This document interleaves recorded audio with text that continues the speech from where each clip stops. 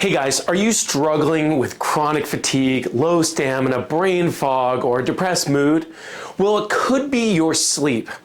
Is there a ripple effect that has increased the symptoms in your life of things like it's making it difficult to get through a day, you're struggling and you just can't wait to get onto the couch, or you have little to no energy left for your social life or other personal pursuits, and it's starting to have a ripple effect into your joy and the passions for your life? Or every time you work out, you think that you're doing something great, and then in fact, actually there's what's called as post-exertional malaise, and you just done, you're flat out. Or you feel unmotivated, you're struggling with depression or anxiety, you have brain fog, and you just cognitively are not performing at your best in your own professional or personal life. Well, all of these could be signs and symptoms of a challenge associated with your sleep patterns. Okay guys, I'm Dr. Tim with Optimized Wellness Center, and today we're going to talk about sleep and how we can improve our sleep for so many different effects in our life. If you find this video to be helpful, make sure to press the like button, share it with your family and friends that may benefit from this as well, and if you have questions, put them down below in the comment section and we'll make sure to respond to you. Alright guys, let's dive in. Getting a good night's sleep can improve your mood, your memory, your cognitive function. It may also help prevent things like Alzheimer's disease. Okay, it helps with our motivation, weight loss, improves the quality and longevity of our lives because trying to function without sleep is pretty much miserable. My goal is to lay out some of the foundational strategies here that can help you not only to fall asleep, stay asleep, and fall back asleep if you happen to wake up and get a good, deep night's rest. Sleep is so important for restoration as well as detoxification. So we're going to be restocking our hormones, processing toxins, repairing damaged tissue, establishing our immune system, eliminating the effects of stress, and processing heavy emotions. Such an important time in our lives to be able to get that sleep. Conventional medicine has very little to offer. They might suggest like stress reduction strategies, or even graded exercise therapies, or even antidepressants, or stimulants, or talk therapy. Meanwhile, they will order some labs and look for signs of cancer or pathologies known to cause chronic fatigue, and they may be given a diagnosis of chronic fatigue syndrome, fibromyalgia, depression, or otherwise. Yet, there's an epidemic of sleep disorders that are affecting 50 to 70 million Americans. While of course it's important to identify that people are plagued by poor sleep patterns, it's most important to identify what are potentially the root causes of these so that we can address them at their source. So there are things like broken circadian rhythms, and this is where your day and night cycles are completely out of whack. Often too much technology related to blue light or not enough natural light. Another thing is it could be autonomic nervous system dysfunction. This is where it's going to be regulated by the vagus nerve, which is associated with imbalances in the sympathetic and parasympathetic activity. And we are basically on full-on sympathetic mode where we're running from the bear in fight or flight the majority of the time, and it's just exhausting our body. Or we could have mitochondrial dysfunction, where the powerhouse to the cell and every cell in the body senses danger from our lifestyle inputs and everything slows down. Or there's a cellular defense mode, otherwise known as cell danger response, where perceived dangers resulting in the cells moving away from energy production to defense in fight mode and inflammation. Or it could be the loss of metabolic adaptability. The body can no longer efficiently adapt to normal and healthy stressors like exercise due to chronic stress. Well, so you must be ready to move on and restore your energy and go beyond chronic fatigue. We need to start with improving our sleep hygiene to be able to do this. Sleep is ultimately a gift from our pineal gland, this small little organ up in the middle of our brain. Following your circadian rhythm, the pineal gland secretes neurotransmitters and hormone called melatonin. Melatonin suppresses the activity of other neurotransmitters, helping to calm the brain, in part by countering stress hormones like cortisol from our adrenal glands. And as we become drowsier, the brain slowly begins to turn off our voluntary skeletal muscle functions. For ideal sleep, melatonin should be rising steadily and cortisol should be at rock bottom at bedtime.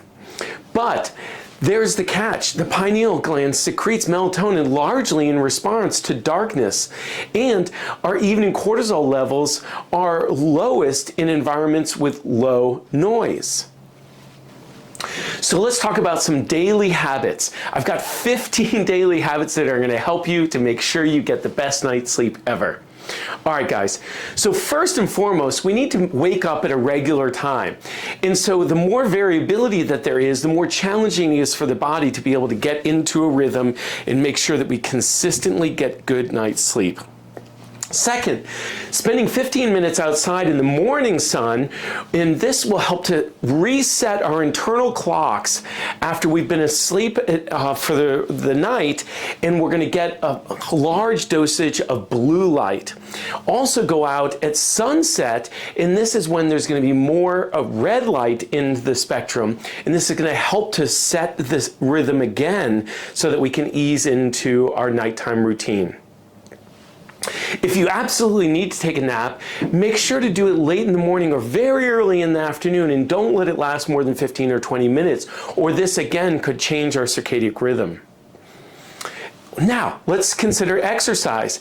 It is really important to get some sweaty exercise, improving our respiratory condition. But we want to make sure not to get too much exercise later in the day, which could spike or increase our cortisol levels. So plan your day when you're going to be doing that exercise. Okay, guys, we need to talk about caffeine. Many of us really enjoy our coffee or our tea, but it's important to make sure to recognize that we should be doing this only in the morning, or make sure to stop by early afternoon. The residual effects of caffeine can last for many hours, and unfortunately, this disrupts a lot of people's sleep. Let's consider the size of our meals. So for example, our dinner should be a small to medium-sized meal and at least 3 hours before bedtime. And this will help to make sure that the body does not have a lot of activity that is required to perform while we're trying to get to sleep. Minimizing blue light exposure can be really important as well. And so we can utilize things like blue light blocking glasses, and these kinds of glasses can help to eliminate the blue light that's entering into our eyes. Putting these on later in the day can help to allow for us to enter into the appropriate cycle of our circadian rhythm. If we have dimmers on our lights, sometimes it can be helpful to reduce some of the light exposure with those as well, in making sure that we're getting the right kind of light at the right time of day. Speaking of light, make sure your bedroom is completely dark. Any light could stimulate certain sensors in our eye or even in our skin that could change that circadian rhythm and start to make it challenging for us to get back to sleep or to sleep even initially as we're going to bed. And this means making sure to cover up any LED lights that might be on electronics, and using blackout curtains can also be helpful. Consider drinking the majority of your water throughout the day, and as we enter into the evening, starting to wane off of our water consumption so that our bladder is not too full as we go to sleep, which might wake us up in the middle of the night, causing for more disruption in our sleep patterns. So we talked about before making sure that we have an appropriate sleep pattern and going to bed at a similar or almost the same time and waking up at almost the same time each day. If we have too much variance in that, more than an hour, it can start to create disruption and the body just doesn't know what to do, and so it starts to fall out of sync. This can be challenging when individuals travel and they're going through different time zones. So sometimes it's helpful to plan ahead for these things and start to gradually start to get into that new time zone if you know that you're going to be entering something that's more than an hour away. Sometimes it's also helpful to make a ritual out of going to bed. Now, some individuals like to utilize certain patterns to inform our body about that ritual. They take a hot bath. They utilize things like sleepy time tea or magnesium calm, or other people like to utilize things like supplementation that might have melatonin or 5-HTP or chamomile or other kinds of things in there.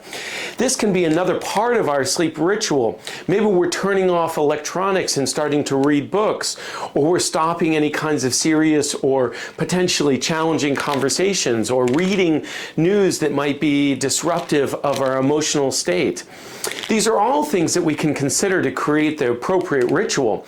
Maybe even start playing some meditation music or something very calming in the background can also signal to the body that it's time to go to bed. Now, consider the right temperature. For most people, having a cool room with the appropriate amount of covers actually promotes the greatest amount of sleep and deep sleep.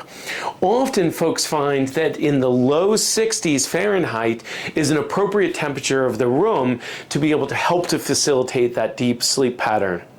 Let's consider our environment from the standpoint of how clean it is. So make sure you've got clean sheets, you feel comfortable in there, as well as making sure you have clean air. So utilizing an air filtration system in the bedroom can be really helpful and appropriate, especially since many of us spend about a third of the day in the bedroom, and that's a time when we should be resting, digesting, and repairing. So making sure we have the cleanest air and cleanest environment possible can be helpful in promoting of those activities. Consider EMFs. These are electromagnetic frequencies, and so any kinds of electronics may emit EMFs, and this could include things like meters on the outside of the house, your cell phone, or other kinds of electronic devices that may be close by. Turning them off or putting them into airplane mode can help this, or just removing them from the room altogether. Then consider your sleep position. So getting the right pillows can be really important. Sleeping on your stomach often limits our respiratory capacity, and it keeps our head in this turned and torquing position. So typically sleeping on our back with a small pillow maybe below the crook of our neck and below our knees, or on our side with a separate pillow in between our legs can be really helpful. This can also promote the improvement of our lymphatic and glymphatic systems. These are basically the waste management systems of our bodies to help to make sure that we're clearing out all those debris that we want to get rid of so that we get a good night's sleep. All right, guys, so we got through the 15. Now I want to give you some bonus ideas. As we talked about earlier, often changing our body temperature can be really helpful. So taking a hot bath or a hot shower about an hour and a half before bed, maybe even putting some Epsom salts in there, which is primarily magnesium, can relax both the nerves and the muscles, allowing for us to enter into a much more relaxed state and promoting sleep patterns. If you're susceptible to anxiety or emotional stress or issues like that, or you're overly busy, or there's some other negative impacts on your life, consider spending 10, 15, 20, 30, maybe minutes doing one of these different things. Meditating and listening to a guided meditation, or maybe even some calm yoga. Using a gratitude journal and writing down the things that you're grateful for in your day. Setting your intentions so that you make sure that you have cleared your mind of all the things that you need to do so that you don't have to worry about them when you're asleep. Reading a book, and this is old school books, paper with black and white on it, and so we're not stimulating too much with electronic devices, but we're actually calming ourselves with just reading a natural book. Or listening to something called binaural beats. And these are different kinds of beats that can help to stimulate areas of the brain and calm the senses in our body. And then you might also consider doing things that will help to still your mind and allow you to count backwards from 300 to 0 by the number 3. And so this allows you to just focus away from all the stresses in our life and just to calm down into a singular activity. If you happen to wake up in the middle of the night and you're struggling to get back to sleep, don't get out of bed unless you really must do so. And find a comfortable position and try and stay there as long as possible.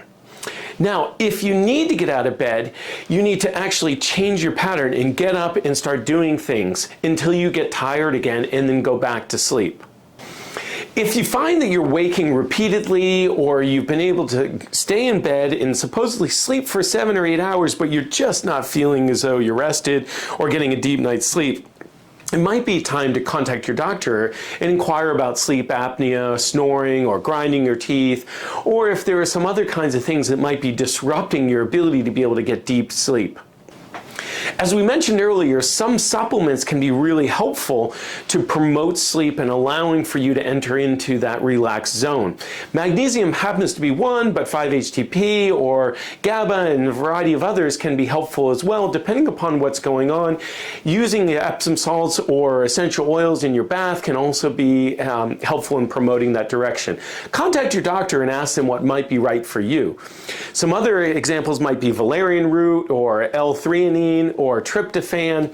Again, each of these have specific indications and ways that you would use them, and you'd want to consult your doctor and make sure you're using the right one. Some folks find that CBD is especially helpful. In all states in America, CBD is legal at the right amount. And many people find that it can help them to get relaxed in promoting sleep and mitigating any pain patterns that might be aggravating of their sleep. Lastly, consider wearing some kind of a device that might help to monitor your sleep patterns. An Oura ring is one consideration. There are others that can also help to monitor the amount of sleep, the kind of sleep, the different rhythms of sleep that you're getting. All of that information can be really helpful to make sure to understand what might be going on if you're continuing to have challenges associated with your sleep. All right, guys, thanks so much for checking into this video. I hope that some of this was beneficial for you. Again, share it if there are others that you think might find this interesting, and post your comments below. I'll look forward to catching up with you in the next video. Take care, guys.